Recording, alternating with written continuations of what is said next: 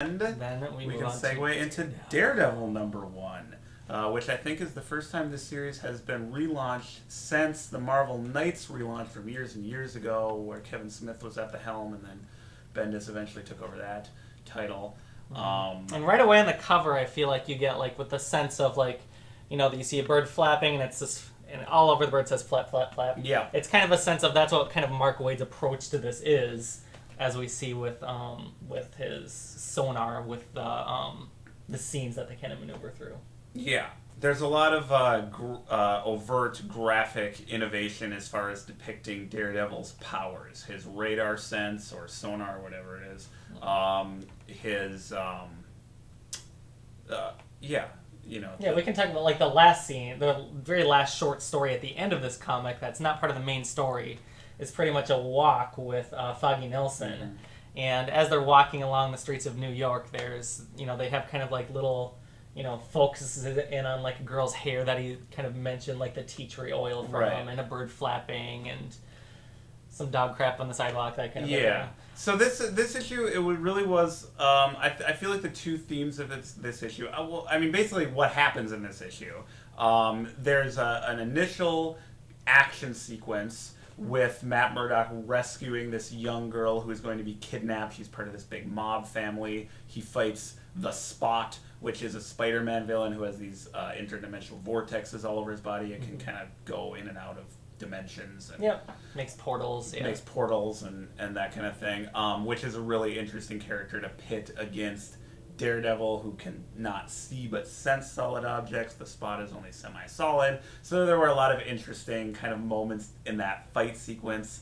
So after that initial kind of battle, it basically was just kind of set up as far as the premise and approach that Mark Waid and Paulo Rivera are going to be taking with this new series, which is primarily a much more lighthearted Daredevil than we've seen the past few years. Which is great because, with Shadowland, the events of that, you couldn't have gotten much darker. So Yeah. this is a nice, refreshing palette cleanser. Yeah, kind of for a the back to character. basics, Yeah. more lighthearted, which is exactly what you'd expect from Mark Waid. Mm-hmm. He could generally be characterized as a writer who has a more kind of straightforward, brighter approach to superheroes. He's not like a Frank Miller or something like that, where his stuff is real dark and gritty. So that's actually one of the things that drew me to Daredevil was that, Mark Waid, kind of known for the lighthearted, fun, smiling superhero. Yeah. And indeed, Daredevil is smiling on the cover of this first issue. Yes, he is. So that's a contrast to what we've seen from Daredevil for quite a while. Daredevil's been quite dark. And that's the traditional kind of take on this character, at least since Frank Miller in the 1980s. So that's kind of what I thought was interesting about this issue. That's why I wanted to check it out. And indeed, yes, it is a more lighthearted Daredevil. And it's a Daredevil who is dealing with the ramifications of something that was introduced back in Brian Michael Bendis and Alex Maleev's run, which we mentioned earlier, of him being outed in his secret identity. So in that run, a tabloid newspaper basically proclaimed Matt Murdock is Daredevil.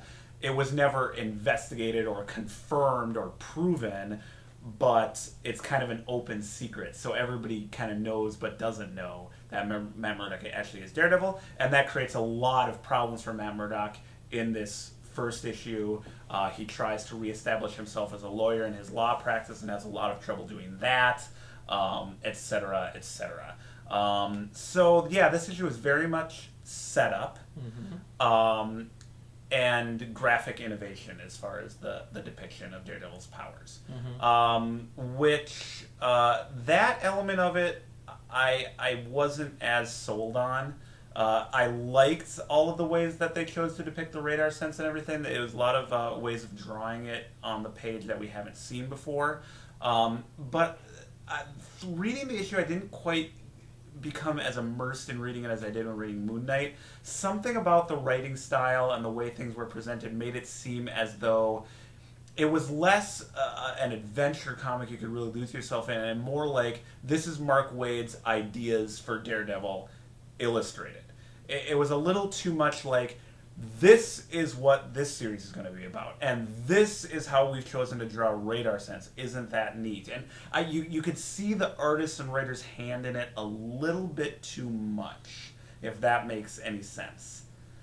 It doesn't make sense. I wasn't as distracted by it, but you can definitely see the setup in it. Yeah. Introducing new characters like the new DA that comes up to the rooftop at the end. Yeah. Yeah. Yeah, so I liked it, whereas with Moon Knight, I feel as though I want to read the next issue because I really like the first one and I want to see what happens next. With Daredevil, I'm like, okay, that's kind of a mission statement issue. Like, okay, this is what they're saying and kind of presenting the series as. Well, I'll give it another shot to see how that actually plays out once things get rolling. I tend to kind of prefer, especially in superhero comics, to just kind of hit the ground running. I'm like, just go into the first adventure. We'll pick up the tone. We'll pick up, the art styles. And I think Mark Waid did attempt to do this with the very first scene with the spot at the wedding and stuff like that. I mean, that was a really well executed action sequence. Mm-hmm. I think the spot was a perfect character to start it out with. It was cool. And in the back of the issue, which you probably didn't read because you never would read the editorial stuff in the back of the latest pages. They did say that it's going to be kind of a mix of new villains as well as established villains that you haven't necessarily seen pitted against Daredevil.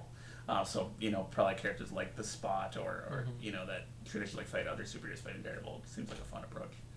So we'll see. I would give a thumbs up to Daredevil as well, but a more tentative thumbs up than I did to Moon Knight. I think I liked it more than you, but not quite as good as Moon Knight, but still I like the Daredevil. I love the tone of it. I love the humor that was injected in it, especially when he was talking to the DA. So 2 great books from Marvels that they launched this month. Check them out. Yeah, check them out. And thank you for watching the very first podcast at Comics and More. Yes. See you next week. Thank you.